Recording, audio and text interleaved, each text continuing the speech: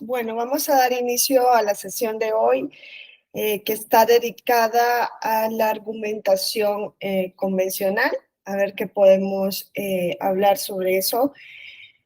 Yo creo que lo suyo sería elegir algunas sentencias y ver cómo ha ido resolviendo la Corte Interamericana con relación a la restricción de los derechos político-electorales, para encontrarnos un poco también un faro, una dirección en el caso de algunas restricciones que se puedan ir haciendo en el Estado mexicano, y ver cómo qué respuesta podrían encontrar desde la argumentación que ha venido haciendo la Corte Interamericana en casos similares. Entonces, lo vamos a hacer así. Vamos a ver algunas sentencias. Hay una última contra Ecuador, que es por designación de jueces electorales, los que vamos, perdón, por designación de jueces no electorales, sino ordinarios, pero nosotros nos vamos a enfocar en algunos casos en los cuales la Corte Interamericana se ha pronunciado con relación a la restricción del voto, principalmente del voto pasivo, porque con relación al voto activo, vamos a encontrar que la Corte Interamericana hasta el día de hoy no ha hecho ningún pronunciamiento al respecto, ¿no? Sino que únicamente se ha ido pronunciando con relación a algunos límites, o como dice el artículo 23, fracción segunda de la Convención, algunas regulaciones que son legítimas desde la perspectiva de la Corte Interamericana, son legítimas para llevarlas a cabo por parte de los estados que son, valga la redundancia, parte de la Convención. Entonces vamos a ver que la Corte Interamericana ha venido haciendo un desarrollo del artículo 23 de la Convención, que es donde se regula lo relacionado con los derechos político-electorales. Y así encontramos que nos ha venido diciendo, ¿no?, que en este artículo 23, párrafo 2, este artículo no solo se refiere a los derechos político-electorales tal y cual nosotros los conocemos, ¿no? El derecho de votar, ser votado, el derecho de asociación, el derecho de afiliación, el derecho incluso en México de petición, sino que además la Corte lo que nos ha venido diciendo es que aquí la referencia que se hace también son los mecanismos de democracia participativa, y en algunos casos vamos a encontrar que la Corte Interamericana se ha venido pronunciando al respecto, ¿no?, de cómo se tendría que hacer también la restricción o qué requisitos se deberían de cumplir para el caso de la restricción de los derechos político-electorales a través de mecanismos de democracia participativa. Y han habido algunos casos, ¿no?, en los cuales pues se ha hecho una interpretación, por ejemplo, para la revocatoria de mandato, ¿no? Encontramos algunos casos en los cuales la Corte Interamericana ha venido haciendo alguna interpretación de los requisitos que se deben cumplir en estos casos para que la restricción sea conforme al artículo 23.2. Entonces, hay un reconocimiento de los derechos políticos como derechos humanos. El artículo 23.2 se refiere a derechos y oportunidades, y cuando se refiere a oportunidades, aquí la Corte Interamericana ya nos ha dicho también que se hace una relación o un llamamiento para que los estados creen lo que pues hemos venido llamando también ajustes razonables, es decir, que se eliminen barreras que son las que efectivamente impiden en la práctica que grupos de personas puedan ejercer sus derechos político-electorales, y En este caso nos podríamos referir incluso en México, ¿no? Al debate que se ha venido suscitando en los últimos tiempos sobre la pertinencia, la necesidad, la legitimación o quién debe ser el competente para introducir en el país las acciones afirmativas. Entonces, también sobre eso se pronuncia desde el caso Yatama contra Nicaragua, se pronuncia la Corte Interamericana.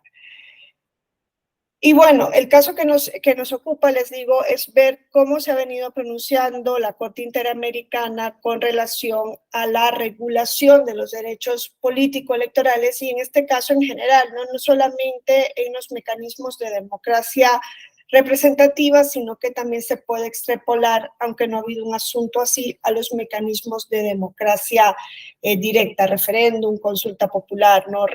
Plebiscito, revocatoria de mandato, ¿no? También habría que ver cómo se lleva a cabo esa extensión a estos mecanismos. No obstante, también les decía que nosotros vamos a centrarnos en lo que son las restricciones del derecho al sufragio pasivo. Y en este sentido, encuentro 3 sentencias que son sumamente relevantes y que nos van marcando, ¿no? un hilo de conducción con relación a la materia. Y en este asunto serían López Mendoza, bueno, Castañeda Guzmán, la primera sentencia muy conocida en México, ¿no? De enorme relevancia para el control de constitucionalidad en la materia electoral en el país, pero también tenemos otros casos que son López Mendoza y contra Venezuela y el caso de Petro Urrego contra Colombia. Y ahí en estos asuntos pues vamos a encontrar cómo la Corte Interamericana se ha venido pronunciando con relación a cómo se tienen que restringir o cuál es la vía para restringir esos derechos político-electorales. En el caso de Castañeda Guzmán, ya todos lo conocemos, ¿no? Es el asunto en el cual se llega ante la Corte Interamericana y lo que se le dice a la Corte Interamericana es que la ley electoral de México de ese momento restringía los derechos político-electorales de un ciudadano, en este caso Castañeda Guzmán, que quería presentarse como candidato independiente. Como todos sabemos, aquí la restricción de los derechos político-electorales estaba en un artículo del entonces COFIPE. Entonces, poco se habla de esto, ¿no? En el caso de Castañeda Guzmán, muchas veces hablamos de si los estados, parte del sistema interamericano, están obligados o no están obligados a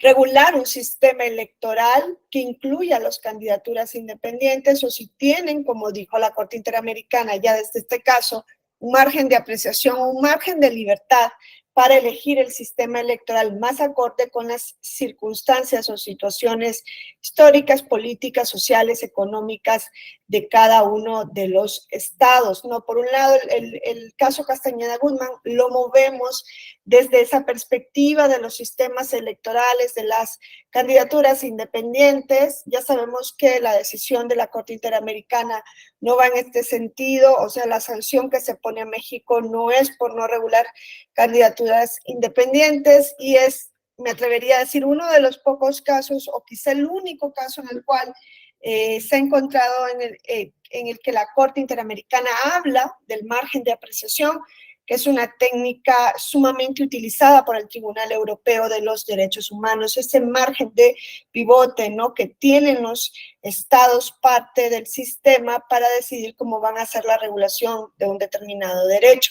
Entonces, Castañeda Guzmán lo movemos o en el ámbito de los sistemas electorales, que por ahí no fue la sanción, pero puso sobre la mesa esta cuestión, y por el otro lo movemos con relación al acceso a un recurso judicial efectivo y rápido para la tutela de los derechos político-electorales en México, más aún cuando esos derechos político-electorales eran restringidos por una norma. Entonces, es en esta segunda vía en donde encontramos la decisión de la Corte Interamericana Sin embargo, también esta decisión de la Corte Interamericana tiene un enorme impacto porque deja sembrada una semilla de duda sobre si las restricciones de los derechos político-electorales se van a tener que mover únicamente en el sistema interamericano, si se van a tener que mover exclusivamente o únicamente dentro de alguna de las razones establecidas en la fracción segunda del artículo 23, ¿no? Porque en este sentido ya creo que pues es algo pacífico, ¿no? No sujeto a una discusión el hecho de que los derechos y libertades en general, como regla general, no son absolutos, sino que pueden ser objeto de límites. Claro, ¿hasta dónde puede llegar la limitación de un derecho fundamental? A veces decimos hasta donde no se tergiverse o hasta donde no se acabe completamente con su contenido esencial, ¿no? Entonces habría que determinar cuál es el contenido esencial de cada uno de los derechos. Sin embargo, en el caso del sistema interamericano, vamos a encontrar, al igual que en muchas constituciones, que se establecen de manera explícita cuáles son los límites admisibles, en este caso por parte del sistema interamericano, para la restricción de los derechos, ¿no? Y vamos a encontrar una serie de límites, por ejemplo, que pueden ser considerados límites legítimos para el caso de la libertad de expresión, para el caso de la libertad de religión, para el caso de la libertad de reunión o incluso para el caso del derecho a la vida. El sistema interamericano no prohíbe la pena de muerte, pero sí establece que esta se debe llevar a cabo, si se regula, se tiene que hacer dentro de una serie de límites. Para el caso de los derechos político-electorales, nosotros encontramos la fracción segunda en donde nos dicen de manera, y aquí podríamos pensar que es de manera taxativa cuáles son los límites a los que pueden ser sometidos los derechos político-electorales, ¿no? Y esa es una cuestión sobre la que viene a actuar Castañeda Guzmán. Y aquí la pregunta que yo quisiera hacerles es si estos límites se consideran, así como lo estamos viendo, ¿no? En el artículo 23.2, si estos límites son exclusivamente, ¿no? Cuando hablamos, por ejemplo, del voto en prisión preventiva en México, en su momento, siempre les digo, se pensó que podría ser inconvencional una regulación, un límite al voto en prisión preventiva, porque el artículo 23, párrafo segundo de la Convención nos dice que se puede reglamentar el ejercicio de los derechos exclusivamente, y ahí vemos una serie de criterios, y dentro de esos criterios está el de condena por juez competente en proceso penal, pero no está la sujeción a proceso, que era la causal que está todavía en la Constitución, pero que pues la pregunta es si eso está vigente o no, o si es letra muerta que está en la Constitución, pero era la causal para restringir los derechos político-electorales para este grupo de la población. Entonces la pregunta es, el exclusivamente del artículo 23.2 nos dice entonces qué es lo que nosotros consideramos, ¿no? En estos casos. Nos dice que se trata de una lista taxativa cerrada, que los estados partes del sistema interamericano únicamente pueden limitar derechos con base en alguno de estos criterios, o creen ustedes que se puede ir más allá y limitar derechos con base a otros criterios que no estén en este párrafo segundo de la Convención? Quiero escucharles, a ver qué idea traen al respecto, ¿no? Si consideran que es exclusivamente, ¿por qué? Porque Castañeda Guzmán es algo que a veces lo pasamos por alto, pero nos comienza a arrojar, no sé si luz o dudas al respecto de cómo o cuáles son los criterios para limitar o restringir los derechos político-electorales. ¿Qué consideran ustedes o qué información tienen al respecto en cuanto a esta línea que ha venido siguiendo la Corte Interamericana? ¿Alguien tiene alguna información al respecto de si los estados parte del sistema conforme a la argumentación que ha venido desarrollando la Corte Interamericana al respecto Solo pueden limitar los derechos político-electorales por estas causales que están aquí, o si se puede ir más allá. Quisiera ver si ustedes tienen, quisiera saber, ¿no? Antes de avanzar, si ustedes tienen alguna información al respecto.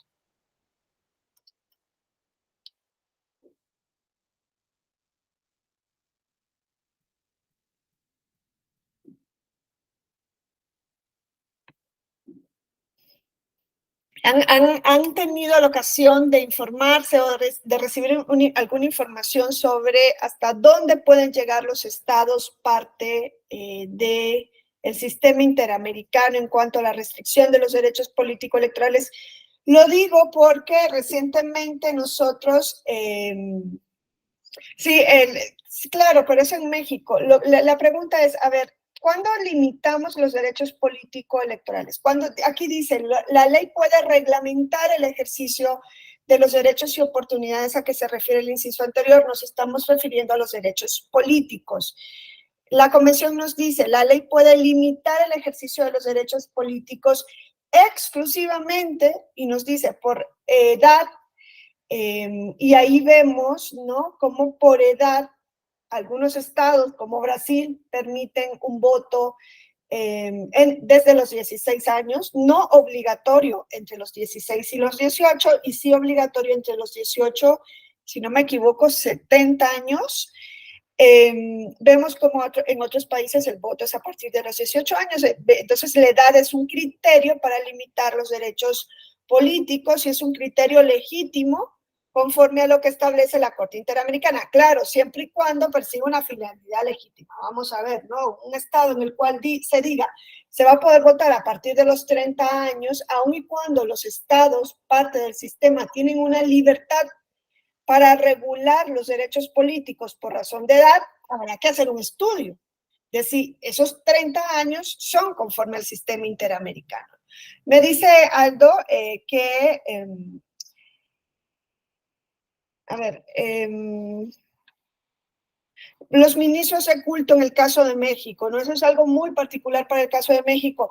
México, cuando firma la convención, firma y ratifica la convención americana, hace una serie de reservas y dentro de esas reservas está la interpretación del derecho a la vida regulado en el artículo 4 de la convención, que establece que la persona tiene derecho a la vida desde la concepción, como regla, como en general dice la convención. En general, las personas tienen derecho a la vida desde la concepción. México hace una interpretación ahí, dice, ahí yo me quiero quedar con un margen de libertad para poder decidir si vas, en ese en general yo entiendo que tengo un ámbito de libertad para decidir si va a ser o no desde la concepción, porque si es desde la concepción, cierras la puerta, ¿no? Para, por ejemplo, poder legitimar el aborto o la fecundación asistida, principalmente la fecundación in vitro. México hizo una interpretación, pero también hizo una reserva en el caso del voto de los ministros de culto. Y en este caso es del voto pasivo de los ministros de culto. Y dijo, en mi país, lo hizo antes de firmar la convención, en mi país restringimos por razones tales y tales el voto pasivo, el hecho de que los ministros de culto no pueden presentar candidaturas. Lo hace México, no encuentro otros países dentro del sistema interamericano que tengan la misma regulación. Entonces, mi pregunta es, ¿y podría haber otro criterio para regular o limitar los derechos políticos que no esté establecido en el artículo 23, párrafo 2? Ustedes saben que el viernes, ¿no?, con nocturnidad, alevosía y ventaja, podría decirse así, una parte de la Cámara del Senado pasa una reforma constitucional introduciendo lo que se ha venido a llamar la ley 3 de 3, ¿no?, en el ámbito electoral. Y dentro de otras cuestiones, en el artículo 38 de la Constitución ahora se va a establecer, por ejemplo, que un deudor moroso alimentario no va a poder presentarse como candidato para un cargo de elección ni como candidato para un cargo de designación. Eso entraría dentro de los supuestos de la fracción segunda del artículo 23. Entonces, ahí es donde yo quiero que ustedes me comenten ¿qué percepción tienen al respecto, no? Porque es un deudor moroso alimentario. El artículo 23.2 nos dice, se pueden limitar derechos políticos por nacionalidad. La mayor parte de los países lo regulan así, excepto el caso de Uruguay, siempre les digo, en donde las personas extranjeras que tengan más de 15 años viviendo en el país de manera permanente, con una estabilidad, ¿no? Con un arraigo en el país, pueden votar y no se les pide la naturalización. La residencia, ¿no? Y hubo un caso reciente, ¿no? De Sala Superior, cuando Sala Superior ordena a la Cámara de los Representantes, a la Cámara de los Diputados, les ordena que la convocatoria para la presidencia del Instituto Nacional Electoral debe ser una mujer. Saben que eso se impugna ante Sala Superior, pero que dentro de la impugnación también se le decía al Tribunal Electoral y nos están pidiendo como requisito para presentarnos a la convocatoria de consejerías del INE el de residencia efectiva de 2 años en el país. Y claro, llega una persona que no reside en México y dice, eso viola mis derechos político-electorales. ¿Es conforme a la convención el pedir una determinada residencia o no? ¿Es conforme a la convención pedir, por ejemplo, el idioma, la instrucción, ¿no? Y la capacidad mental? A mí eso me parece sumamente arcaico. Y aunque un Estado lo regulase, creo que se podrían encontrar, y fuese ese Estado parte del sistema interamericano, podríamos encontrar en otros tratados internacionales pues, más modernos que la Convención Americana, que es del 79, podríamos encontrar un asidero para considerar que esto es inconvencional. Por ejemplo, el impedir que una persona con discapacidad intelectual pueda presentar una candidatura o pueda votar, ¿no? O el decir, es que una persona que no sabe leer y escribir, pues no puede votar. En Brasil, por ejemplo, esta cuestión de la instrucción se regula de la siguiente manera. El voto no es obligatorio para una persona que esté en el rango de los 18 y 70 años y que no sepa leer y escribir, pero sí puede votar. Ahora, un país que impidiese el voto estaría violando la Convención Americana. Pueden haber otros criterios que no estén ahí, como el que yo les acabo de comentar del deudor moroso alimentario. ¿Creen ustedes que esto entraría dentro de estas causales permitidas por la Convención para restringir los derechos político-electorales?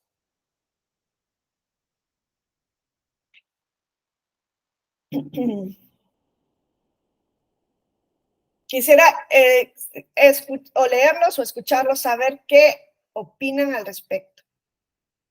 ¿Creen que esta lista es cerrada o no, conforme a lo que ustedes han podido investigar o la información que han tenido? Cuando se nos dice, se pueden limitar los derechos exclusivamente por estas razones, es exclusivamente, nos dice que las razones que vienen son una lista cerrada, taxativa, o creen que pueden haber otras causales que legitimen a los estados parte a restringir los derechos político-electorales. Y eso lo pongo sobre la mesa porque en México se ha venido haciendo esas restricciones. El modo honesto de vivir es una de ellas. Pero aunque ya vemos que la Suprema Corte, en un criterio que la verdad a mí todavía no, personalmente no me convenció la argumentación, pero pues ha dicho que no se le puede dar un contenido objetivo al modo honesto de vivir y que ese requisito es letra muerta en la Constitución. Si no se le puede dar un contenido objetivo y es algo arcaico y ambiguo y subjetivo, es letra muerta en la Constitución. Esto en un país que esté en una lectura, ¿no? O en una acción en conjunto entre la Constitución y su sumo intérprete, que es la Suprema Corte en general, debería meritar una reforma de la Constitución para quitar ese requisito de ciudadanía, porque es letra muerta. Sí, Edgar. Gracias, doctora. Buenos días. Mire, no sé si puede entrar dentro del ejemplo que está usted solicitando, pero el hecho de participar como funcionario en mesa directiva de casilla es un derecho ciudadano. Durante la pandemia se le restringió a las personas mayores de 60 años de edad el participar propiamente como funcionarios de mesa directiva de casilla. Asimismo, también como capacitadores asistentes electorales y como supervisores electorales. Digo, fue una restricción derivada de una situación extraordinaria, pero al fin y al cabo fue una restricción por una razón de edad. No sé si aplican el ejemplo que usted está solicitando, doctor. Gracias, Edgar. Gracias. Sí, es una restricción por razón de edad. Nos vamos a quedar con esto que nos dice Edgar. Voy a avanzar para aterrizarnos la idea que yo les quiero traer. ¿Qué pasa si hay una restricción por razón de edad como la que dice Edgar? Ya con que sea una restricción por razón de edad, ya me voy en otra cuestión. Yo me quedo ahora y yo les dejo esa pregunta. Y lo vamos a responder con esos casos que les voy a comentar, ¿no? Él exclusivamente del artículo 23, párrafo segundo, se pensó que era que nos decía que los criterios para limitar derechos son una lista taxativa, ¿no? Cuando nosotros hacemos una interpretación literal de la norma, nosotros leemos exclusivamente y decimos lo que viene a continuación es algo cerrado. Solo se pueden limitar derechos conforme al sistema interamericano por esas razones. No hay otra más. No obstante, Castañeda Guzmán ya nos deja puesto sobre la mesa, más allá de esas discusiones de candidatura independiente sí o no, y más allá de la sanción que recibe México sobre la falta de un mecanismo jurisdiccional rápido y efectivo para la tutela de los derechos, ya nos dice, el exclusivamente no es tan exclusivamente. Se pueden restringir derechos político-electorales por otras causales que no estén ahí en la Convención Americana.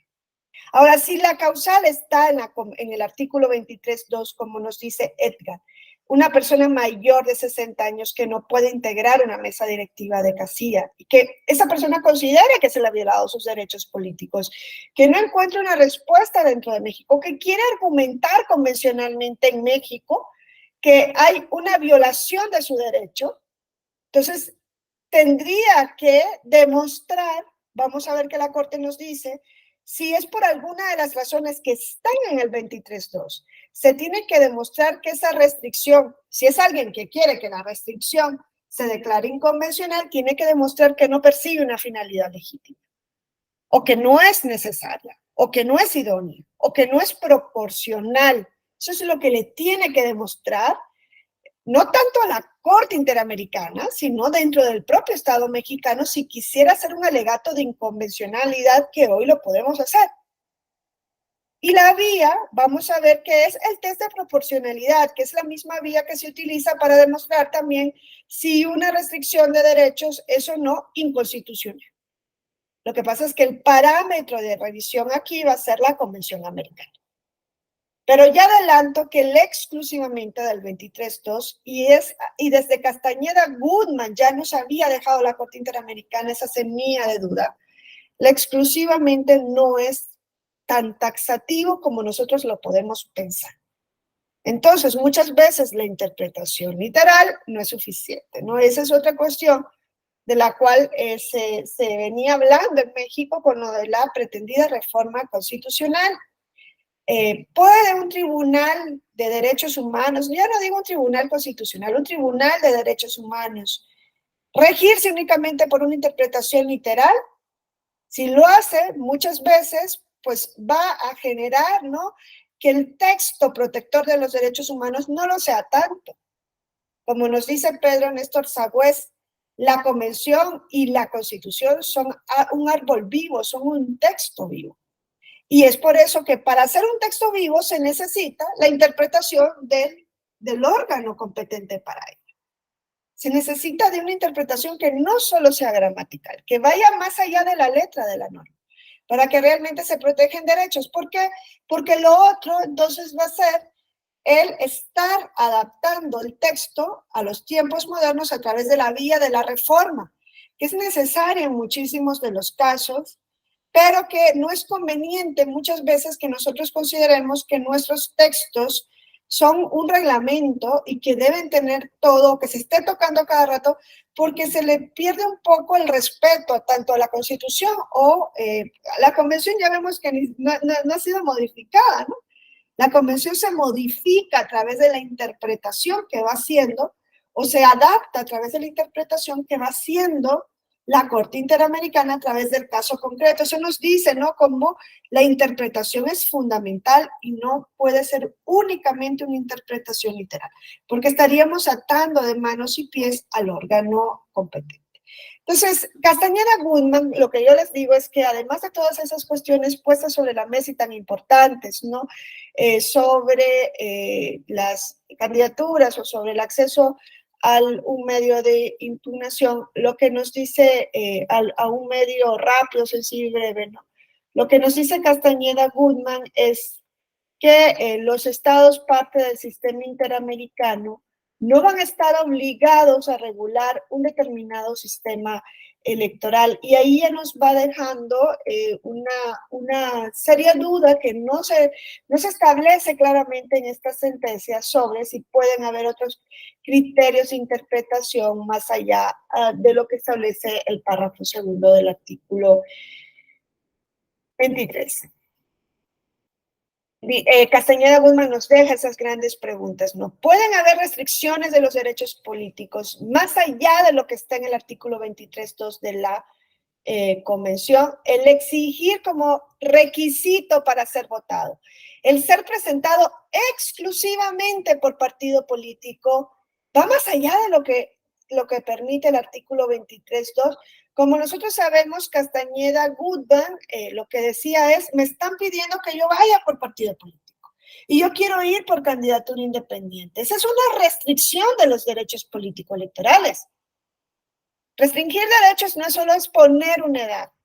Restringir derechos no solamente es exigir una nacionalidad o una residencia efectiva.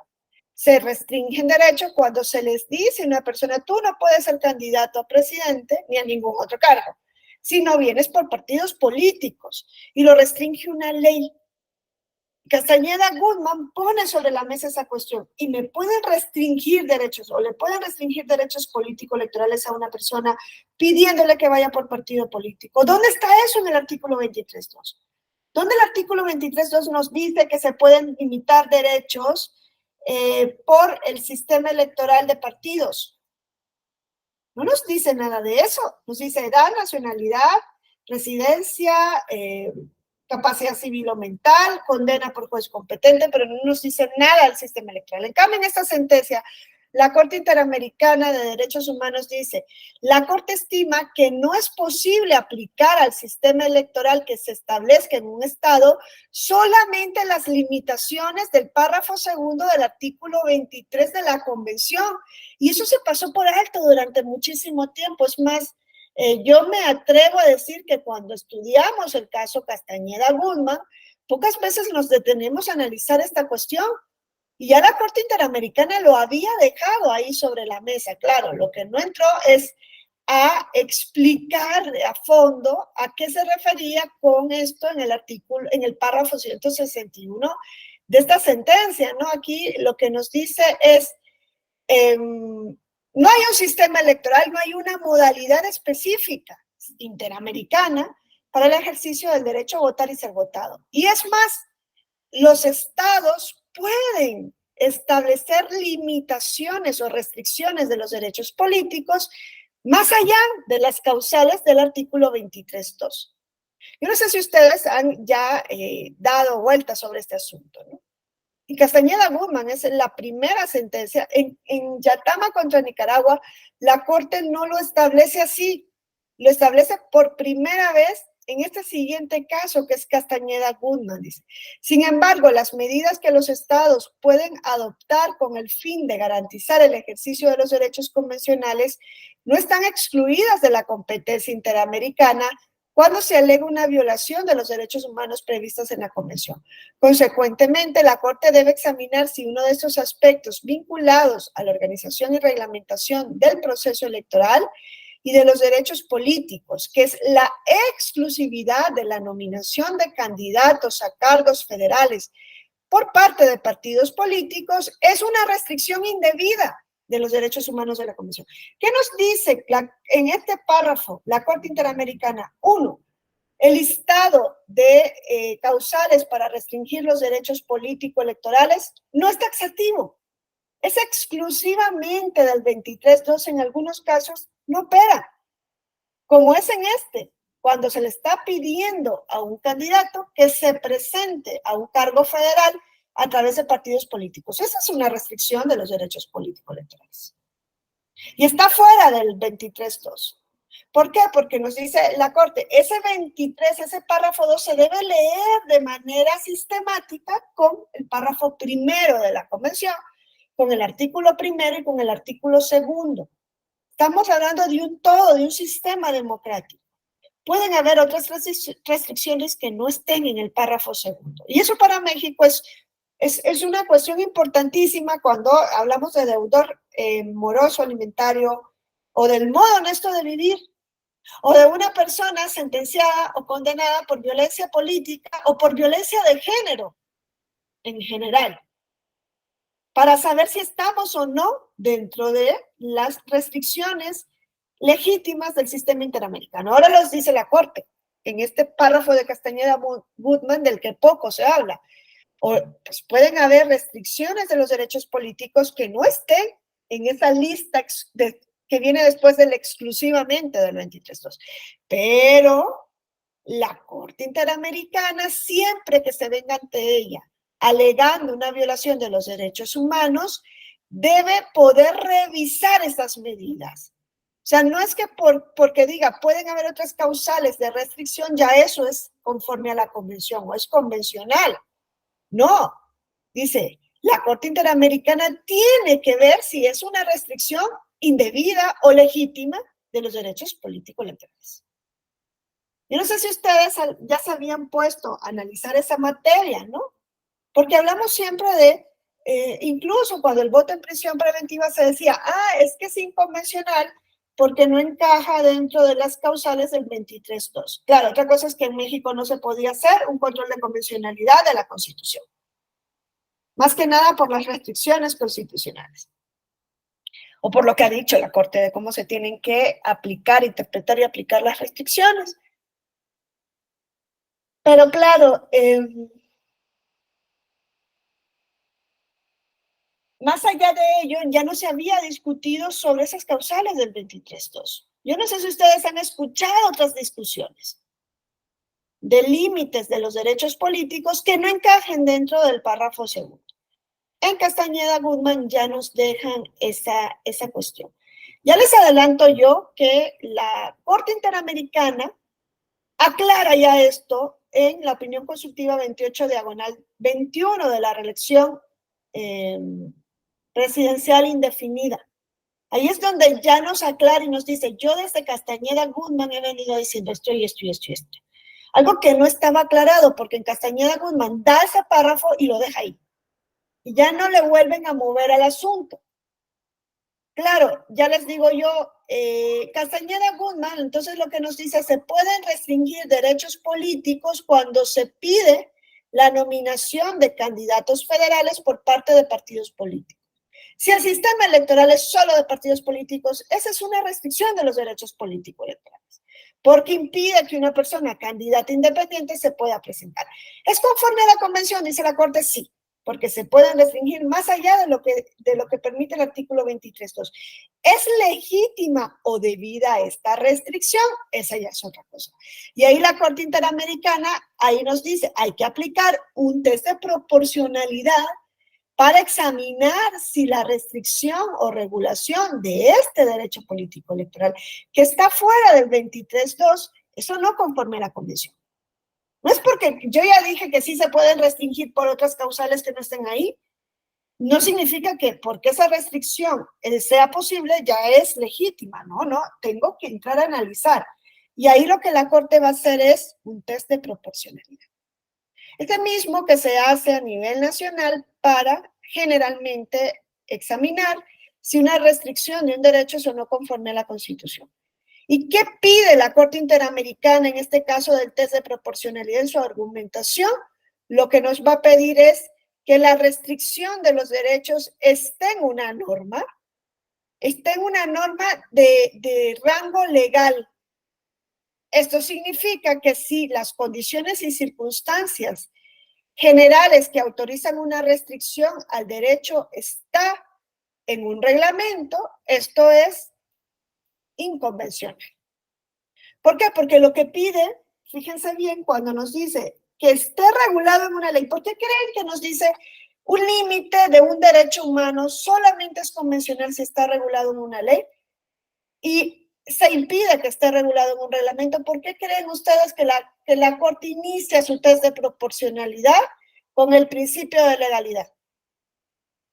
¿Cuál creen ustedes que es la razón lógica para que se nos diga que la medida restrictiva de un derecho solo va a ser conforme a la Convención si supera ese primer requisito, que es estar prevista en una ley?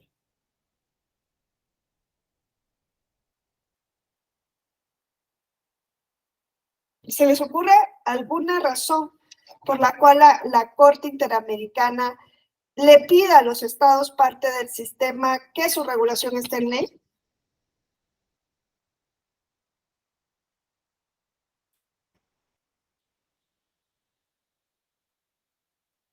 ¿Cuáles son las características de la ley?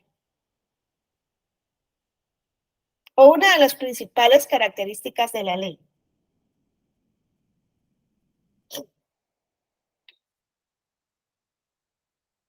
Debe ser universal, dice Edgar. Sí, la ley tiene que ser general. Una de las características de la ley formal es esa, ¿no? La generalidad de la ley, la abstracción de la ley.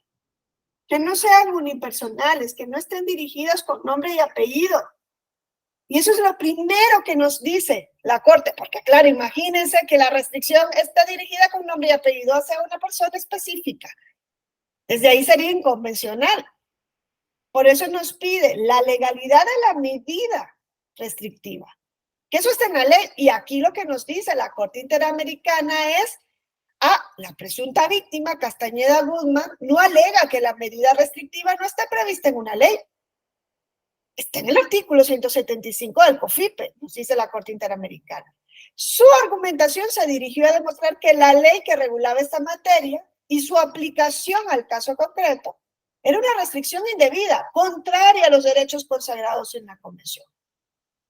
Pero la Corte aquí observó que el requisito por el cual correspondía únicamente a los partidos políticos solicitar el registro de candidaturas a un cargo a nivel federal estaba en una ley en sentido formal y material. Tiene que ser ley en sentido formal y material. El segundo requisito que la Corte miren, yo les estoy diciendo esto para que ustedes ya sepan qué podría pasar cuando hay una restricción de un derecho político electoral que esté en una norma, que esté fuera del artículo 23.2, ya parece eso indiferente. Porque dice la Corte Interamericana, pueden haber restricciones de los derechos políticos más allá de las condiciones exclusivas del 23.2. Pero ¿qué pasa cuando la restricción viene dada en una norma, en una ley? Lo primero que vamos a hacer es hacer un test de proporcionalidad. Y esa es la argumentación que le tenemos que llevar a la Corte Interamericana. A la inversa, claro. En caso que no estuviera en una ley, demostrar que es una restricción de los derechos políticos electorales que viene en un reglamento y ya con eso ya no seguiría la Corte haciendo el test de proporcionalidad. Aunque también les debo decir otra cosa, muchas veces la Corte Interamericana, así como los tribunales nacionales, no se ciñen a esos elementos para hacer el control de convencionalidad, no lo hacen a su manera. Por ejemplo, en el caso de Son Bachelet de Pile, lo de legalidad, aunque ya lo venía explicando previamente, ¿no? La Corte decía, ok, en México el arraigo se regulaba en un inicio en códigos, en leyes, luego pasa a la Constitución, ya nos viene diciendo que hay una regulación en norma. Y ya luego, cuando entra a hacer el test de proporcionalidad, lo primero que entra a buscar es la finalidad legítima. No nos habla del principio de legalidad. Porque ya venía adelantando en su argumentación ese criterio, quizá. Pero siempre van a estar, ¿no? Generalmente va a estar finalidad legítima, necesidad, idoneidad y proporcionalidad. Y le sumamos, en el caso de los derechos políticos, La legalidad, porque la Corte lo ha establecido taxativamente así tanto en este asunto como en la opinión consultiva 28/21. El segundo criterio nos dice la finalidad legítima. Persigue una finalidad legítima esta restricción y ustedes váyanlo moviendo al caso del deudor moroso alimentario. Imagínense que ese asunto llega a la Corte Interamericana. Alguien dice, oye, yo era deudor moroso alimentario y en México no se me permitió registrar mi candidatura para la presidencia en la elección 2024. ¿Es o no conforme a la convención? Si nosotros no conocemos los casos de la Corte Interamericana, diríamos, es inconvencional porque no entra dentro exclusivamente de la lista taxativa del 23. Ya sabemos que eso no es óbice, no es obstáculo, porque desde Castañeda Guzmán ya se nos dice y pueden restringirse derecho por otras causales que no estén señaladas de manera expresa aquí. Eso sí, cuando se restrinjan derechos por esas causales, yo les voy a pedir todos estos elementos. Primero, la legalidad de la medida. Lo del deudor moroso alimentario está en una norma. Antes de esta reforma constitucional, que entiendo va a ser impugnada por una oposición que no estuvo presente en esa sesión, yo ya no sé si porque no pudo o no quiso. Antes de eso, había leyes estatales, por ejemplo, me acuerdo de la ley electoral de Yucatán, en donde ya se establecía ese límite, el ejercicio de los derechos políticos electorales. Si fuese un ciudadano de Yucatán para una elección de Yucatán, ya diríamos, la ley electoral de mi estado es la que me lo prohíbe. Ahora, en el caso a nivel federal, ya lo vamos a tener en la Constitución. Entonces, ese primer criterio estaría superado. El segundo, la finalidad legítima, el segundo límite para la restricción de los derechos, es un límite para restringir derechos. La restricción debe perseguir una finalidad legítima. Eso se traduce en que la causa que se invoque para justificar la restricción sea una de aquellas permitidas por la Convención Americana. ¿Y cuáles son las causas permitidas por la Convención para justificar la restricción de un derecho? Eso lo va a interpretar la Corte Interamericana.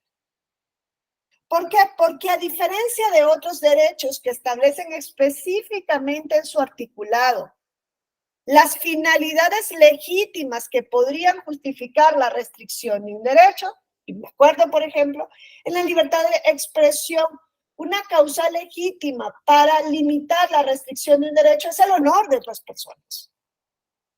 O en la libertad de reunión, una causa legítima para justificar la restricción es la seguridad pública. Y así lo dice la Convención. Para el caso de los derechos político-electorales, no se establece explícitamente en el artículo 23 causas legítimas o finalidades que permitan regular los derechos político-electorales o finalidades por las cuales la ley pueda regular los derechos político-electorales. Ergo, quien nos va a dar esas causas legítimas va a ser la Corte Interamericana. El artículo 23 se limita a establecer ciertos aspectos o razones con base en los cuales los derechos políticos pueden ser limitados, que ya les dije, no son razones taxativas.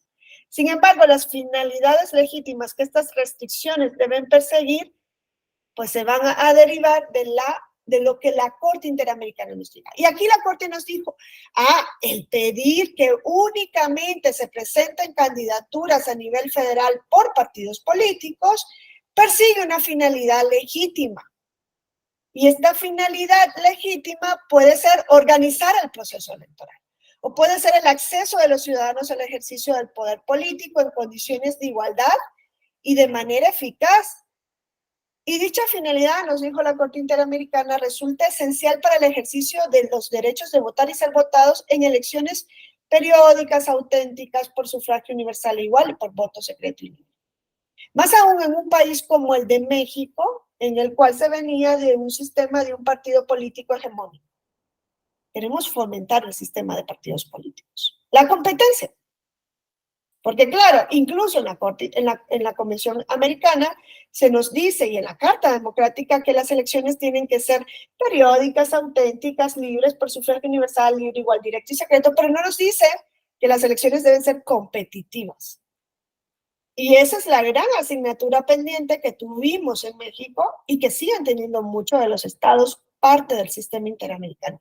¿Es necesaria esa medida en una sociedad democrática? Eso lo ha trabajado muchísimo el Tribunal Europeo de Derechos Humanos. La necesidad de la medida en una sociedad democrática, destacando este punto, sociedad democrática, ¿no? Y aquí, ¿qué significa? Que primero, aquí fíjense que como les digo, la Corte hace su test de proporcionalidad siempre a su manera. Aquí se saltó un elemento que es la idoneidad. Esa medida persigue alcanzar el fin legítimo. Decir que solamente vayan o regular que solamente se presenten candidaturas por partidos políticos nos permite alcanzar el fin legítimo, que es la organización del proceso electoral, en un país como México, en donde se quería potenciar la competencia, porque se venía de un sistema en una elección, por ejemplo, fue un solo candidato presidencial. Entonces, claro, dice, ¿es idónea la medida? Y luego, la idoneidad es la concurrencia, ¿no? Entre la medida y la finalidad. Y se sigue ese hilo conductor. ¿Es necesaria en una sociedad democrática? Y aquí lo de la necesidad en una sociedad democrática, lo que nos dice es, aquí la Corte Interamericana en el caso de Castañeda Goodman, el Estado mexicano fundamenta que el registro de candidatos exclusivamente a través de partidos políticos responde a una necesidad social imperiosa basada en diversas razones dentro de ese Estado. Ya les digo yo que aquí la Corte es donde más se mete y es donde dice, sí, hay una necesidad de crear y fortalecer un sistema de partidos políticos como respuesta a una situación histórica política en México. Hay una necesidad de organizar un sistema electoral, en este caso eran con más de 70 millones de electores, hoy día son más, ¿no? Hay una necesidad de un financiamiento predominantemente público y todo eso lo comienza a desarrollar la Corte Interamericana. Dice, todo esto responde a un interés público imperativo. Hay una necesidad imperiosa en una sociedad democrática. Y luego, con relación a la proporcionalidad, aquí es donde viene la ponderación. Cuando se hace el test de proporcionalidad, en ese último elemento es donde ya se pondera. Y aquí dice, esa medida que estamos persiguiendo para alcanzar un fin legítimo, el beneficio que vamos a obtener es mayor que la restricción del derecho. Y ahí es donde todo se decide. Porque puede ser que le vamos poniendo un check a todos los demás elementos y cuando llegamos a este último decimos, no, pero pues la restricción del derecho es anómala, es demasiado fuerte para alcanzar esa medida. Y ahí no se podría retroceder. Pocas veces, o yo de verdad es que no he encontrado un caso, ¿no? Avanzando todos esos criterios, ya en el último se caiga, pero ahí es donde se hace realmente la ponderación. Entonces, ese es Castañeda Goodman. Luego encontramos otros casos que son López Mendoza y Petro Urrego. Aquí la respuesta de la Corte Interamericana es distinta. Es distinta. ¿Por qué? Porque a diferencia de Castañeda Goodman, en estos dos asuntos, la restricción o el límite de los derechos político-electorales del señor Leopoldo López Mendoza, es un fuerte opositor del sistema chavista, ¿no? de Venezuela, y del señor Petro Urrego, presidente de Colombia en ese momento, era alcalde de la ciudad de Bogotá, era distinta. La restricción de los derechos político-electorales que se opera sobre estos dos individuos no fue por ley. No era una restricción general, sino que se hizo a través de una decisión administrativa o disciplinaria. Es distinto, son casos distintos. Y eso también nos lleva a pensar en México en otra cuestión, el modo honesto de vivir. A ver, yo no escuché muchas voces cuando el Tribunal Electoral a través de sus salas decía, y este candidato carece de modo honesto de vivir y por tanto tiene suspendida su ciudadanía para el siguiente proceso electoral. ¿Cuántas veces escucharon ustedes argumentar que eso era inconvencional o tenía visos de inconvencionalidad, que es lo técnico? No es inconvencional porque es inconvencional hasta que lo establezca una autoridad. Pero ¿cuántas veces escuchamos ese argumento? Nunca, dicen. Pocas o nunca. Y yo me acuerdo que cuando leí esos casos, yo fui con el magistrado de la Mati y le dije, oye, eso de tu modo honesto de vivir, yo creo que se cae directamente en la Corte Interamericana. Y vemos que efectivamente se caería. Se caería porque estos dos casos ya nos dicen, y es la gran conclusión de López Mendoza y Petrurreo, cuando se va a imponer una sanción electoral, como el modo honesto de vivir, a una persona con nombre y apellido directa, tiene que ser por condena de juez competente en materia penal. Esa es la gran distinción que nos hace, no entiendo lo de la buena fe, si me explicas a qué te refieres, es la gran distinción que nos hace la Corte Interamericana. Sí, Edgar. Doctora, lo que pasa es que el modo honesto de vivir no lo debe demostrar nadie. O sea, uno se lo otorga cuando llega algún candidato a realizar su registro, no le dicen, a ver, demuéstrame que vives de modo honesto. O sea, se otorga de buena fe, ¿no? O sea, presuponemos que todos tenemos un modo honesto de vivir. Bueno, si llega uno de los chapitos y quiere ser candidato, pues quién sabe, ¿verdad? Pero vaya, es algo que es se una presupone. presunción juris tantum, ¿no? Tiene que haber una prueba para desvirtuar esa presunción juris tantum. Todos tenemos un modo honesto de vivir. Sí, eso yo lo comparto plenamente. Es más, yo considero, a juicio personal, la Corte no me convenció en su mayoría con esa decisión de contradicción de tesis, que no se le puede dotar de un contenido objetivo al modo honesto de vivir. Yo creo que no hay nada más objetivo que establecer que se carece de un modo honesto de vivir cuando se violan principios constitucionales. Yo no veo ahí algo subjetivo, creo que es objetivo.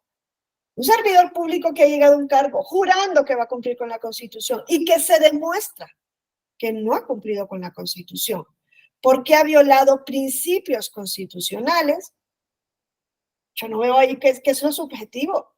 Carece de un modo honesto de vivir, podríamos decir. Claro, cuando se hizo como sanción electoral en el caso de la violencia política contra la mujer por razón de género, que aquí está Daniel, que conoce ese asunto mil veces, él puede dar cátedra, no había, o él es el que debería dar la cátedra en ese caso, no había una sanción electoral, y dijo el tribunal, bueno, vamos a poner una sanción interpretando el modo honesto de vivir. Nadie dijo nada. Incluso lo del registro público, que no es sanción, es declarativo, pues no fueron ante la Corte, a la Suprema Corte nadie dijo, Suprema Corte, tú sostuviste en 2020 una acción de inconstitucionalidad diciendo que exigir el modo honesto de vivir para un cargo de jefe de manzana en la ley orgánica municipal, no me acuerdo si era de Veracruz, era algo inconstitucional, el modo honesto de vivir. Si tú sostuviste esto, entonces lo que viene haciendo el tribunal es inconstitucional o es contrario a lo que tú dijiste, nadie le puede decir nada. Cuando fueron ante la Suprema Corte es cuando el tribunal dijo, y los servidores públicos que en los casos de revocatoria de mandato, en el proceso de organización, hicieron caso omiso a la Constitución, carecen de modo honesto. Ahí sí voy ante la Corte y le digo, hay una contradicción de tesis y la Corte compra el argumento.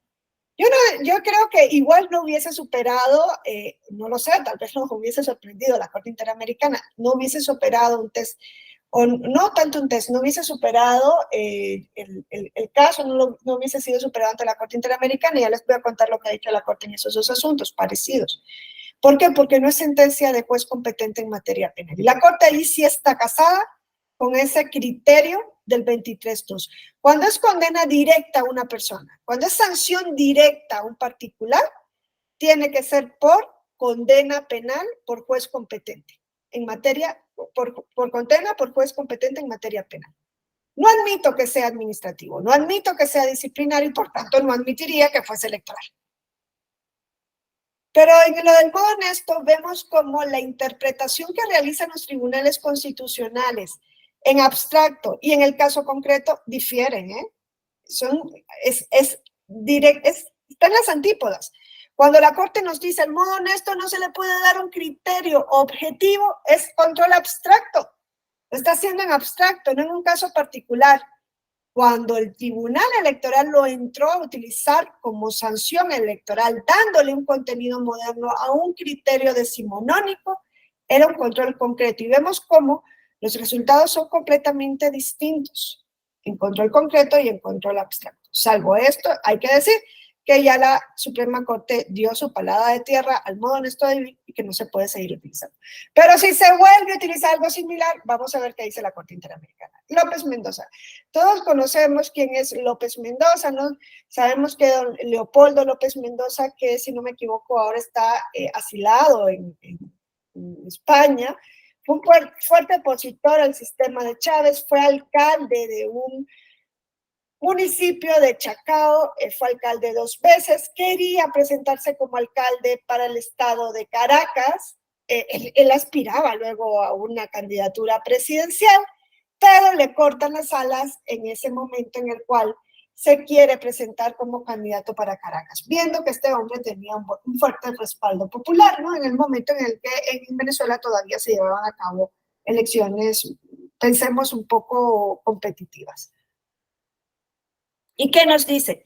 Debido a nos dicen que debido a 2 sanciones que se les pone de inhabilitación por parte de la Contraloría General de la República, este hombre ya no se puede presentar a ningún cargo público. A él se le comienzan a tramitar, ¿no? 2 investigaciones casi de manera paralela. Una investigación fue por un cargo que él había desempeñado previo a ser alcalde de Chacao dentro de la empresa petrolera de Venezuela. Y se dice es que aquí incurrió en un conflicto de intereses con relación a unas donaciones que hizo la empresa petrolera de Venezuela a una asociación civil de la cual él formaba parte dentro de la junta directiva y además era trabajador de la empresa petrolera de Venezuela, y se llega a una conclusión y dice la Contraloría General sí tuvo responsabilidad administrativa porque él trabajaba en la empresa petrolera y de cierta manera fue parte de una donación que la empresa le hizo a una asociación civil de la cual además era parte, además de que la madre de Leopoldo López había autorizado una de las donaciones. Hay responsabilidad administrativa, la responsabilidad administrativa le lleva a la Contraloría General a imponer una multa en contra de Leopoldo López y luego hay una serie de recursos, ¿no?, contra esa responsabilidad administrativa. Y una vez que esto queda firme, con solo la declaración de responsabilidad administrativa firme, el Contralor General de Venezuela podía inhabilitar a la persona para el ejercicio de funciones públicas. Y en este caso lo inhabilitan para un periodo de 3 años. Con la sola declaración firme de responsabilidad, administrativa. Esa es la regulación de Venezuela. En el segundo asunto ya fue como alcalde del municipio de Chacao, también le abren una responsabilidad administrativa, una investigación. Se lleva a cabo una investigación por haber otorgado una partida presupuestaria mientras había sido alcalde, le otorgó una finalidad distinta a la establecida por la ley, se dijo, se declara responsabilidad administrativa y producto de la firmeza, cuando ya estés firme, el Contralor General emite una resolución diciendo, y le vamos a inhabilitar por un periodo de 6 años. Fíjense, aquí no se trata de una sentencia del juez competente en materia penal, se trata de una responsabilidad administrativa y quien lo conoce es la Contraloría General de la República. Y la responsabilidad administrativa puede ir de la mano con la inhabilitación para el ejercicio de cargos públicos. ¿Por qué el Contralor podía o tenía esa competencia? ¿De dónde le venía esa competencia de inhabilitación? Entonces ya vemos que la ley orgánica de la Contraloría establecía esa posibilidad. Dice, la declaratoria de responsabilidad administrativa será sancionada con multa, que es lo que pasó en el caso de Leopoldo López, de acuerdo a la gravedad, falta y el monto de los prejuicios. Y luego dice, corresponderá al Contralor General de la República de manera exclusiva y excluyente, sin que medie ningún otro procedimiento, acordar en atención a la entidad del ilícito cometido la suspensión del ejercicio del cargo sin goce de sueldo hasta por un periodo de 24 meses y, de acuerdo a la gravedad de la irregularidad, la inhabilitación para el ejercicio de funciones. Pero corresponde, dice, al Contralor General sin que medie ningún otro procedimiento, acordar en atención a la entidad del ilícito cometido la inhabilitación. Se puede suspender del cargo el contralor. Y aquí la gran pregunta es, ¿y si ha sido electo democráticamente, también le puede suspender una autoridad administrativa? Y la segunda, ¿y le puede inhabilitar una autoridad administrativa? Fíjense, aquí la restricción de los derechos políticos no viene dada por ley. Aquí la ley lo que regula es la facultad del Contralor General de la República. Una vez llevado a cabo una investigación administrativa e impuesto una responsabilidad administrativa y que ésta sea firme, una vez llevada a cabo todo esto, le corresponde al Contralor decidir si en atención a la gravedad suspende del ejercicio del cargo y además inhabilita. A Leopoldo López no lo suspendieron porque él ya no era alcalde de Chacao, sino que quería presentarse como alcalde de Caracas, pero sí le inhabilita. ¿Qué dice la Corte Interamericana? La Corte dice, este caso versa, sobre las restricciones de los derechos políticos del artículo 23, párrafo segundo.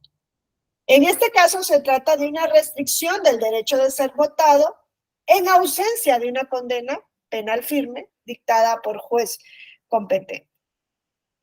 La restricción aquí es del derecho de ser votado. Si nosotros vemos, la Corte Interamericana nos dice, bueno, el señor Leopoldo López solamente se le restringió ese derecho político.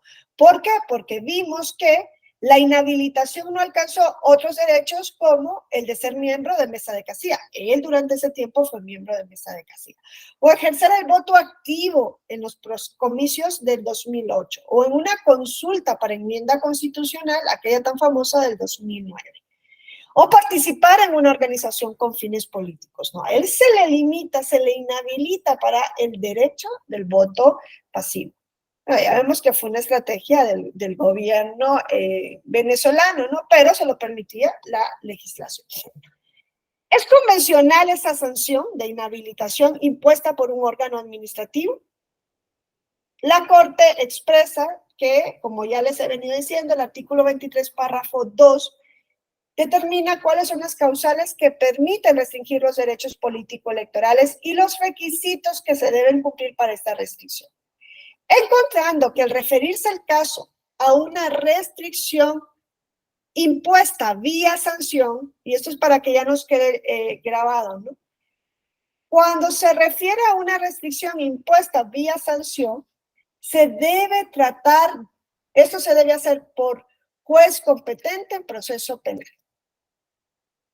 Si es sanción impuesta a una persona directamente, lo que no pasaba en Castañeda Guzmán, porque en Castañeda Guzmán el COFIPE decía que las candidaturas se debían presentar a través de partidos políticos, pero no decía la candidatura de Castañeda Guzmán se debe presentar a través de partidos políticos. Era general la restricción.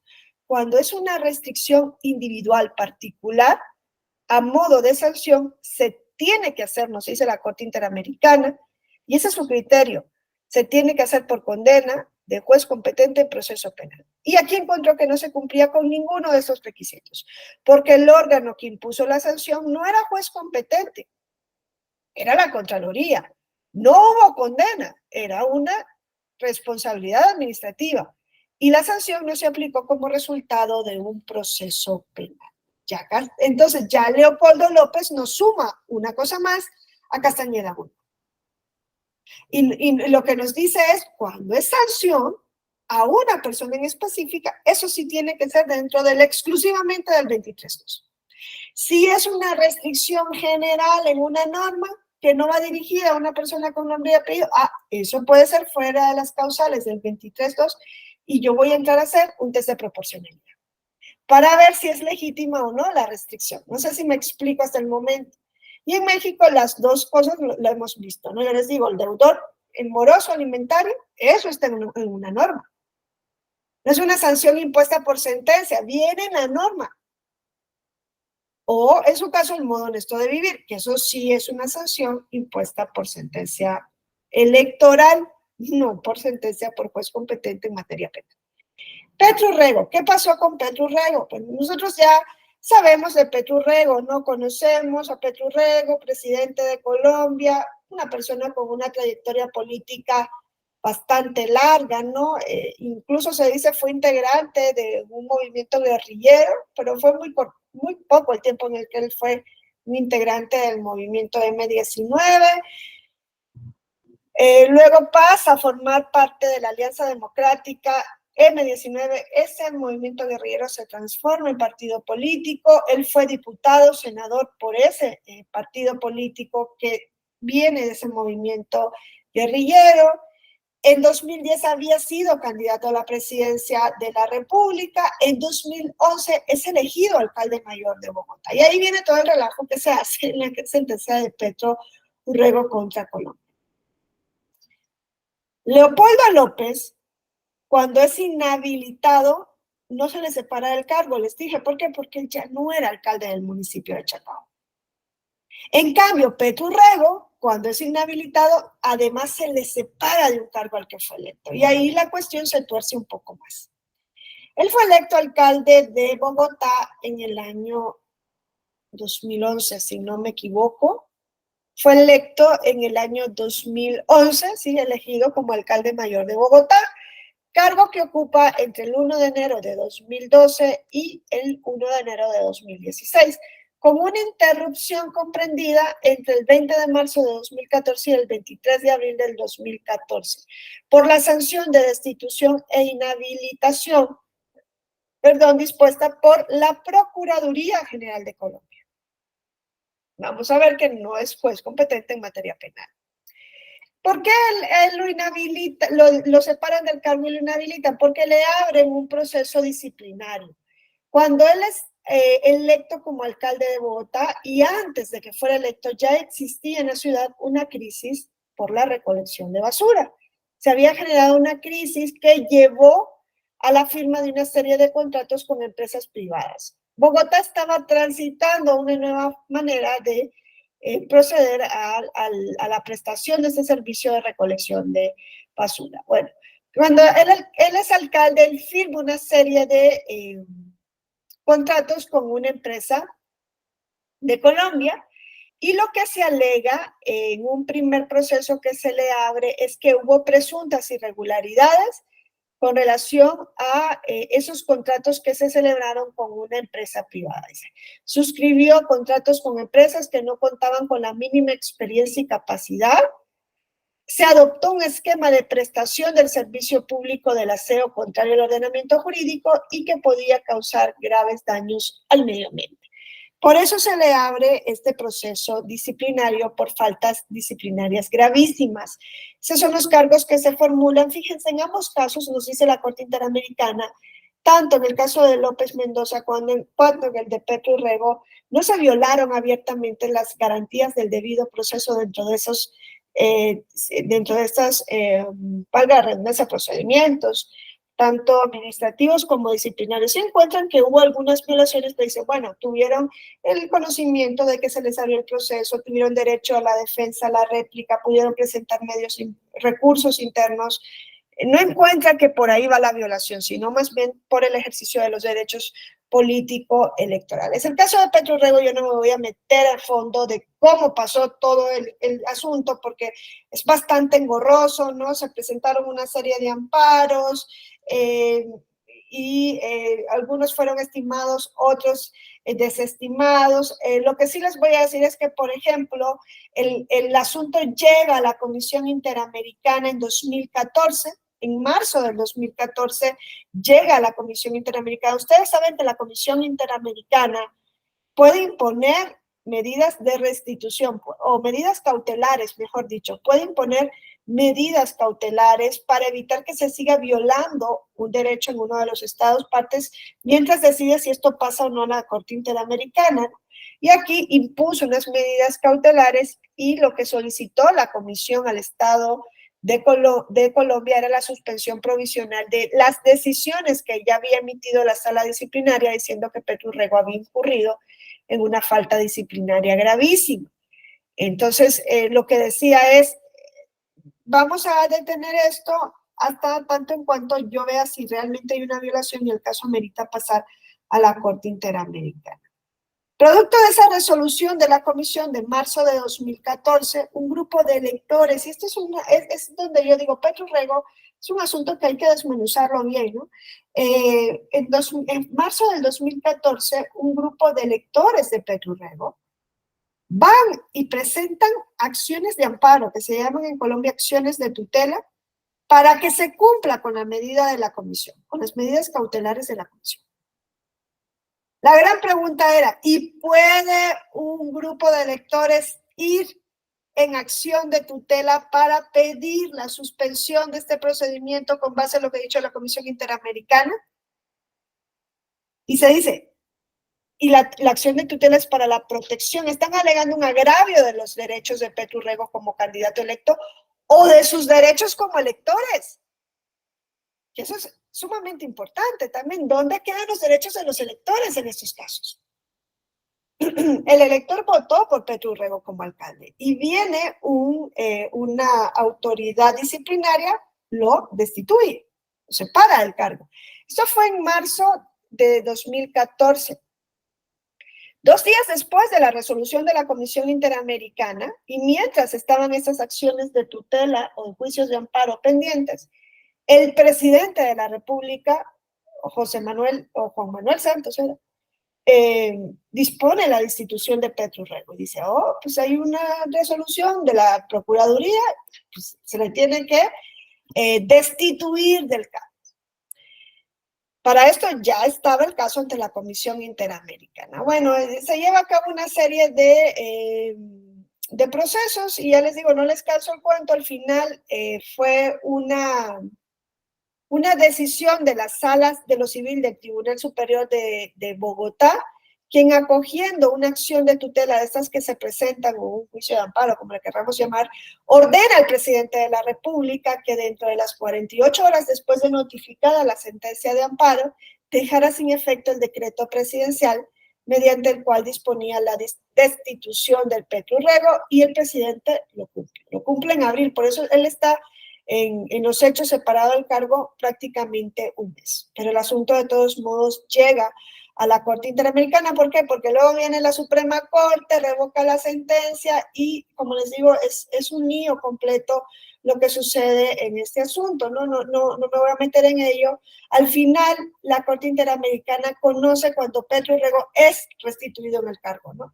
En amparo se le dice al presidente de la República, deja sin efecto la destitución de Petro Rego, el presidente cumple, luego la Corte dice, no, es que tienen que destituirlo, pero paralelamente habían otros procesos o otros medios de impugnación que se habían presentado en la vía contenciosa administrativa y es el Consejo de Estado el que declara la nulidad de todo lo que se había hecho en contra de Petro Rego. Entonces, al final, cuando dicta la sentencia la Corte Interamericana, ya hay una decisión del Consejo de Estado del país diciendo no se puede destituir a Petro Rego. Es más, en esa decisión del Consejo de Estado de Colombia ya se le había dicho al gobierno nacional, al Congreso de la República y a la Procuraduría General de la Nación que en un plazo que le daba el Consejo de Estado, que si no me recuerdo era de 2 años, creo que por aquí lo puse, en un plazo de 2 años, no lo puse, en un plazo de 2 años, se tenían que llevar a cabo una serie de reformas para poner en plena vigencia normas que fueran conforme al artículo 23 de la Convención. O sea, ya estaban avisorando que había una inconvencionalidad en las normas del sistema colombiano. Ahora, aquí, en el caso del sistema colombiano, había una situación bastante excepcional, y es que era el artículo 277 de la Constitución el que le permitía al, en este caso, Procurador General, él no solamente conocer de esos procesos disciplinarios y llevar a cabo las investigaciones correspondientes, sino también le permitía al Procurador General el separar e inhabilitar del cargo a un funcionario electo popularmente. Era una potestad de vigilancia del procurador. Y eso nos llama la atención ahora en México cuando le viene a decir la Corte Interamericana a México: la regulación que tienes del arraigo, de la prisión preventiva en general y de la prisión preventiva oficiosa es inconvencional. Y aunque no lo dice con nombre y apellido de la Constitución es inconvencional, desde luego se nos está diciendo es que esto está regulado en la Constitución y la regulación completa es inconvencional y tienes que adaptar tu regulación normativa a los parámetros que yo te estoy dando, hay de cierta manera una declaración de inconvencionalidad. Por lo menos así lo podemos entender. Y manda al Estado mexicano a hacer una nueva regulación conforme a la ratio decidendi de la Corte Interamericana.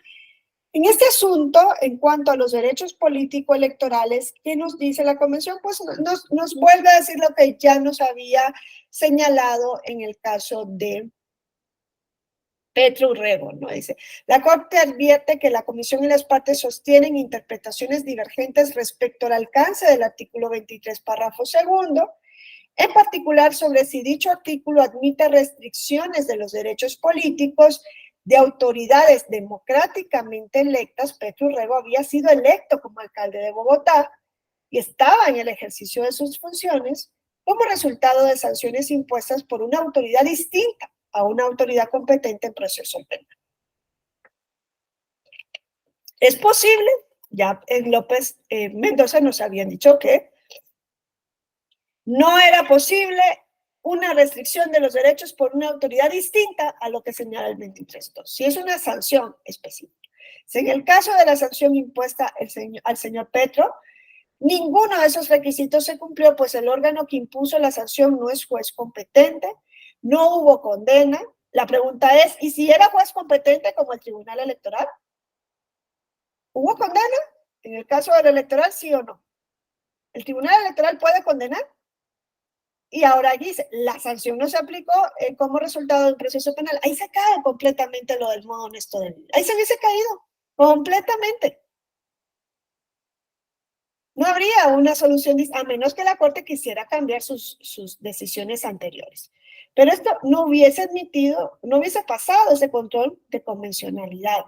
Tiene que ser condena por juez competente como resultado de un proceso penal, en el que tendrían que haberse respetado las garantías judiciales consagradas en el artículo 8 de la Convención. Y aquí nos dice la Corte, ¿por qué estoy pidiendo que sea juez competente en proceso penal? Porque quiero que se garanticen todas las garantías del debido proceso. Esa es la gran finalidad que persigue esa restricción del límite al derecho político que tiene que venir dada si es sanción por juez competente en proceso penal. Además, dice, la sanción de destitución, aun cuando esta haya ocurrido por un periodo de un mes, constituye una restricción a los derechos políticos, tanto del funcionario democráticamente electo, que no pudo continuar con su cargo, como una afectación de los derechos de las personas que lo eligieron. Y esa es otra cuestión. En su momento, el Tribunal Electoral podría llegar a decir, esta persona que fue electa democráticamente no puede seguir en el ejercicio del cargo. No lo vamos solamente a inhabilitar, que era prácticamente lo que hacían con el modo honesto de vivir, Inhabilitaban para un periodo. Claro, decía, tiene que ser por un periodo determinado, no es de por vida, ¿no? Pero podía haber suspendido el cargo a un individuo, el tribunal que fue electo democráticamente. Ya que los magistrados y magistradas sepan que la Corte Interamericana dice, no, fue electo democráticamente. La otra gran pregunta que yo siempre les digo, ¿y el juicio político entonces cómo encaja aquí? ¿Cómo encaja aquí el juicio político en contra de una persona que fue electa democráticamente?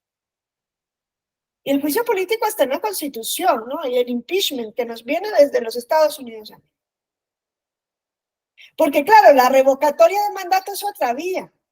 No es el Congreso el que destituye, es el mismo órgano que eligió, el mismo órgano quita el elector, ¿no? El cuerpo electoral. Él eligió y él dice, ya no le doy mi confianza. Eso sería como una cuestión distinta, entiendo, pero el juicio político, la moción de vacancia de Perú, ¿cómo encaja dentro de esos criterios de la Corte Interamericana? Y a la Corte Interamericana ya se le han llevado dos opiniones consultivas preguntándole, Corte Interamericana, ¿Qué garantías debe seguir un juicio político para que sea conforme a la convención de una persona electa democráticamente? Y la Corte se ha zafado. La Corte ha dicho, no le voy a entrar, porque la Corte puede no entrarle a las opiniones consultivas. Y la Corte ha dicho, no le entro. Y en uno de los casos dijo, es que todavía tengo algunos asuntos que no he resuelto en el caso de Dilma Rousseff de Brasil.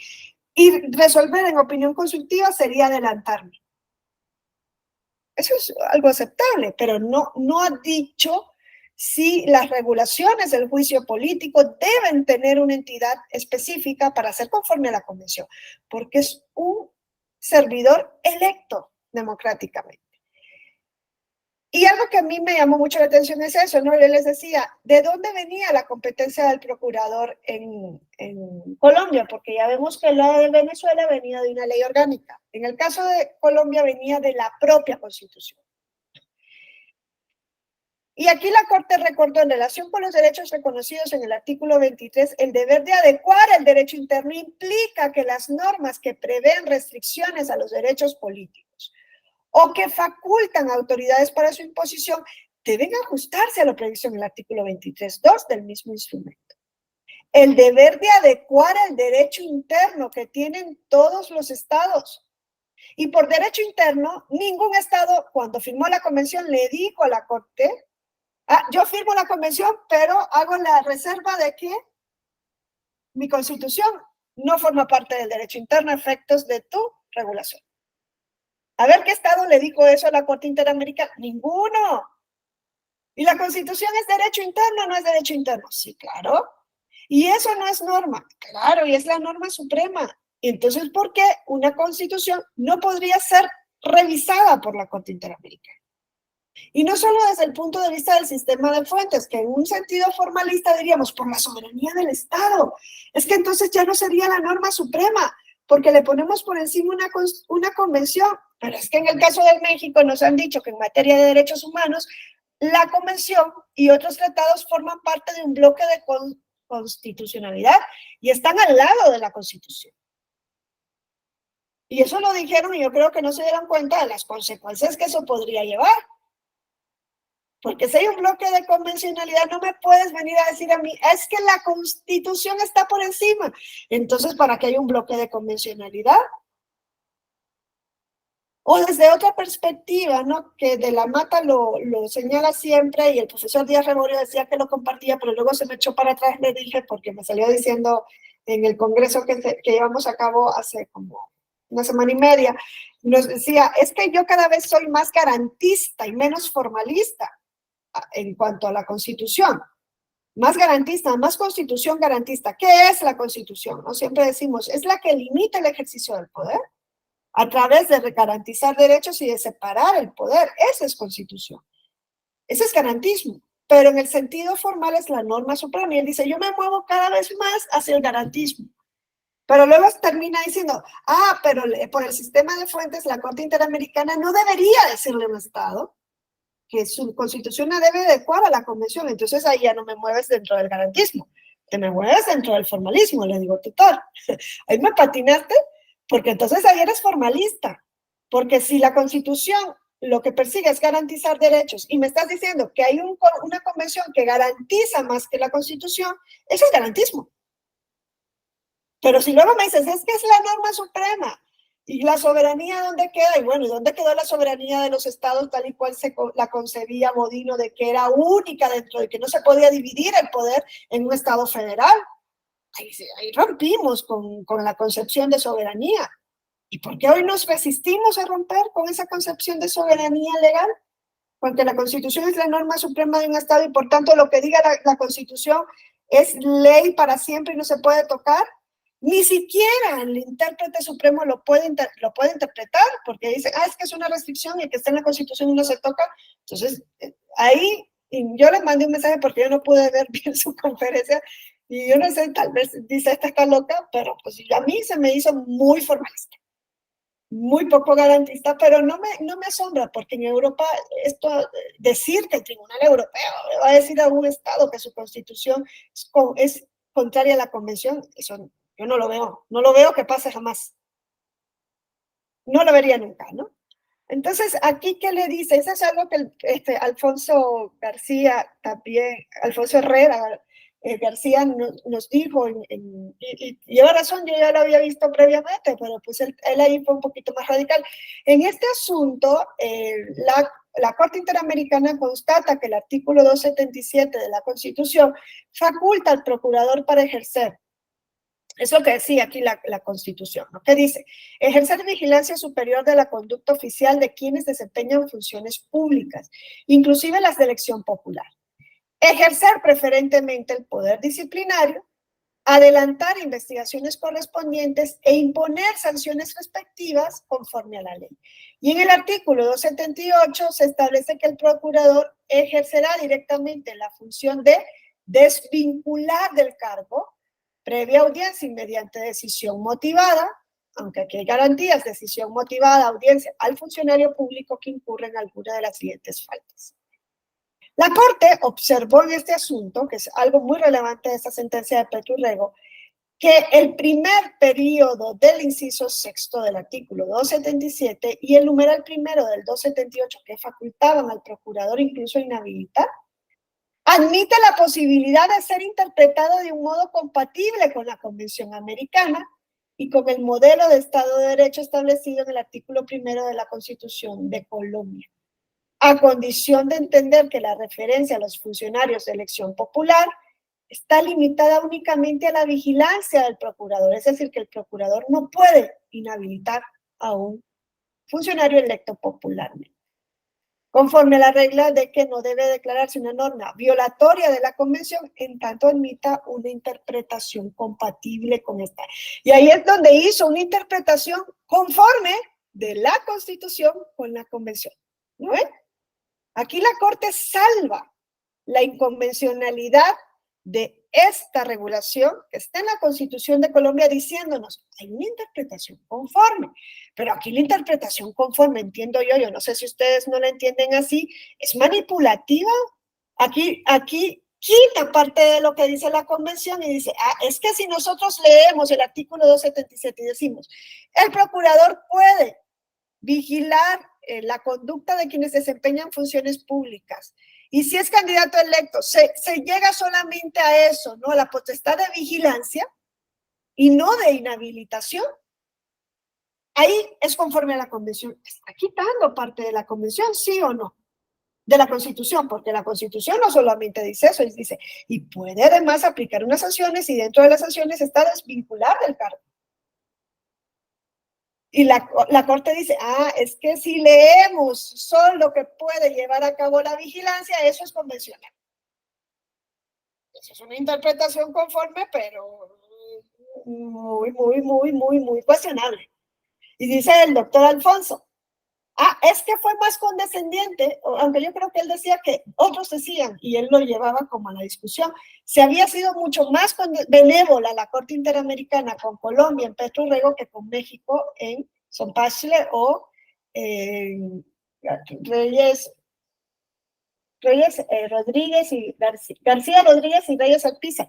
Se había sido más condescendiente, porque en los casos contra México, entre dijo, es contrario a la Convención. Y no encuentra una interpretación conforme. Es que yo creo que es que del arraigo no hay interpretación conforme posible. A ver qué interpretación conforme puede haber posible del arraigo con la Convención. Cuando nos está diciendo, es que no se puede privar de la libertad para investigar. Es que a alguien se le priva de la libertad cuando, dice la Corte, y ahí va la prisión preventiva, cuando, si aún no hay una condena, hay elementos objetivos suficientes que le permiten argumentar y fundamentar al juzgador que está conociendo este asunto de que la persona va a eludir el proceso, o va a presionar a los testigos, o va a desaparecer pruebas cuando esté en peligro la integridad del proceso. Y eso es lo que dice la sentencia, la de Zompachle, ¿no? Nos dice, el arraigo no se puede privar de la libertad para investigar. Más aún, sin ninguna garantía procesal. Y todo esto resguardado por la información secreta, que no se sabe ni qué se hizo ni qué no se hizo. Sí. Eso es completamente inconvencional. Yo creo que hay una interpretación conforme posible. A ver, ¿qué interpretación le puedes dar al arraigo? Si estás deteniendo a alguien antes de que exista un proceso. Y luego, con la prisión preventiva, lo que nos dice es, hace el test de proporcionalidad y nos dice, ¿persigue una finalidad legítima? Y ahí dice, no. Porque el Estado mexicano le fue a decir a la Corte que la prisión preventiva la tenían y la ocupaban casi como regla general en México por la gravedad del delito. Y no estamos hablando de prisión preventiva oficiosa. Y ahí la Corte dijo, tengo años diciendo que la gravedad del delito no es una finalidad legítima que justifique la prisión preventiva. No, no es la gravedad del delito, es que de verdad esta persona no vaya a someterse al proceso. Y eso lo tiene que argumentar un juez, y es por eso que en la prisión preventiva oficiosa ya eso es evidente, porque el órgano judicial ni argumentaba, ni fundamentaba, ni nada. Pasabas directamente a la privación. Yo creo que ahí no encontró la Corte una finalidad, o sea, una interpretación conforme posible. Estábamos poniendo también una carga fuertísima. Y yo creo que tampoco fue tan benevolente con el Estado colombiano, porque en la interpretación conforme que realiza en el párrafo 112 de esta sentencia, suprime una parte de la Constitución. Le quita esa parte de las facultades al procurador, para que esto sea conforme con la Convención. Entonces, el caso de Petro Urrego es sumamente interesante. Yo digo que los tres asuntos a mí, la verdad es que me fascinaron, ¿no? Y llegué a, yo los había leído los tres por separado, ¿no? Y había visto lo que decían en López Mendoza y Petro Urrego, pero no había hecho el engarce con Castañeda Guzmán porque no me lo había dejado claro. O sea, yo de mis lecturas no tenía claro hasta que leo la opinión consultiva 28/2021, en donde la Corte ya sí remite esos tres casos y nos dice, yo he venido diciendo esto, esto y esto. Bueno, en la opinión consultiva, donde se le pregunta si la reelección presidencial o la prohibición de la reelección presidencial es una violación de un derecho humano. Ergo, lo que le pregunta es, ¿existe un derecho humano a la reelección presidencial? Colombia le dice, yo al igual que México y Guatemala prohíbo la reelección presidencial en todos los casos. ¿Estoy violando un derecho humano? Aquí la Corte, antes de resolver ese asunto, también nos dice lo que ya había dicho en Castañeda Guzmán, pero lo dice más claro. Nos dice, es que la prohibición de reelección presidencial es una restricción del derecho a ser electo. Sí, ¿es una restricción o no? Esa es la gran pregunta. Y está dentro de las causales del 23.2 o no. Y ahí es donde vuelve a remitir, dice, y ahí es donde yo cierro esto. Es compatible con la Convención restringir la reelección presidencial indefinida, y dice, el artículo 23.2 de la Convención establece dos supuestos de restricción de los derechos político-electorales. Y ahí es donde ya nos deja claro lo que se había dicho previamente. Un primer supuesto se refiere a restricciones de carácter general que pueden establecerse por medio de ley. Una restricción por razón de edad, de nacionalidad, de residencia, de idioma, de instrucción, de capacidad civil o mental. Aquí la ley puede establecer límites o regulaciones que vayan más allá de estos, como sería la prohibición de reelección presidencial, como sería el caso de que solamente se presenten por partidos políticos, como sería el caso, entiendo, del deudor alimentario moroso. Entiendo que va dentro de una restricción de carácter general. Pero el segundo supuesto se refiere a restricciones impuestas vía sanción a una persona particular. Y ahí es donde nos dice la Corte, en estos casos, López Mendoza, Petro Urrego, aplica una interpretación literal del término exclusivamente por condena de juez competente en materia penal. Así que cuando ustedes estén frente a una restricción de un derecho político en México, pregúntense, ¿es general? ¿Es particular? ¿Es una sanción general o es una sanción con nombre y apellido particular? Si es particular y no viene por juez competente en materia penal, tienen que llevar una argumentación a la Corte, pero monstruosa, para que cambie ese criterio. Y demostrarle que aunque no sea juez competente en materia penal, se cumplen con las garantías del debido proceso. Creo yo que ese es el quid del asunto. Que lo que exigen exclusivamente por condena penal es garantías del debido proceso. Y en el primer caso, en el caso de una sanción impuesta de manera general, debe poder superar un test de proporcionalidad. Y lo que le tenemos que demostrar es que la sanción está en ley, que persigue una finalidad legítima, idónea, necesaria, es decir, no hay otra vía que cause un menor perjuicio y proporcional. En el caso del deudor moroso, yo les dejo la pregunta, ¿está en ley? Sí, está ahora en la Constitución, si eso no es declarado inconstitucional. Persigue una finalidad legítima. ¿Qué finalidad legítima hay al impedir que una persona que es deudor moroso alimentario se presente como candidato? O opte un cargo de designación. ¿Cuál es la finalidad legítima? Y me decían, el interés superior del menor. Puede haber una vía menos gravosa para el sujeto al que se están restringiendo los derechos políticos que esta para proteger el interés superior. Decimos no a, y cuando ponemos en la balanza el interés superior y los derechos políticos electorales, en este caso el derecho a ser elegido, designado a un cargo, ¿cuál tiene que pesar más? Eso es lo que va a hacer la Corte si le llega un caso como el deudor moroso. Entonces, yo les dejo ahí sobre la mesa, a mí se me presentan, ¿no? Se me presentaban esas serias dudas, incluyendo el modo honesto de vivir. Ya les digo que esto ha quedado fuera de mis serias dudas porque ya la Corte, ya lo dijo México, la Suprema Corte, una vez que lo dice no hay nada más. El juicio político a mí se me queda también, y eso es conforme a la Comisión o no. O amerita una regulación específica o no. La moción de vacancia de Perú, que no, ninguno de los 6 últimos presidentes ha terminado su periodo para el cual fue electo. No tanto así la revocatoria de mandato, porque ese es el propio elector el que destituye, al igual como nombro, ¿no? Entonces, yo les dejo sobre la mesa eso, ¿no? Ver cómo argumenta la Corte Interamericana en estos asuntos. Hay un asunto reciente contra Ecuador, que es el de designación de jueces. Ese yo confieso que no he tenido tiempo de leerlo, pero hay que leerlo también. Y bueno, estar atentos a lo que vaya diciendo la Corte y estar atentos a si México va a cumplir con las 2 últimas sentencias sancionatorias. Yo no veo que vaya a cumplir, no le veo mucha voluntad, la verdad, al Estado mexicano. La gran pregunta es, ¿qué pasa si el Estado no cumple? Pues habrá unas sentencias de seguimiento y se declarará el incumplimiento, pero pues más allá de ello, no hay una sanción económica ni hay otra sanción que se le pueda imponer al Estado mexicano. Yo no veo que México se vaya a salir del sistema interamericano, ¿no? Pero habrá que ver en qué medida. Ojalá que, aunque no se cumpla al 100%, se cumpla en alguna medida. Pues tampoco nos asustemos, México no ha cumplido al 100% ninguna sentencia más allá de agua. Entonces, el resto se cumple en un 60, 70, pero se cumple, ¿no? Y no solo México, el resto de países, pues no hay un cumplimiento así integral. Pero sí son sentencias, como nos dice el juez Ferrer McGregor, que tienen un efecto de irradiación. Quizá el Estado sancionado no cumple el 100%, pero también sirve para que el resto de Estados revise su legislación. Y si quiere acoplarse al sistema interamericano, lo haga de esa manera.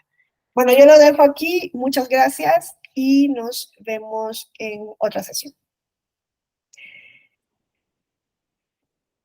Gracias, Wendy. Buen día a todos. Gracias, Daniel. Gusto verte. Igualmente, adiós. Bye.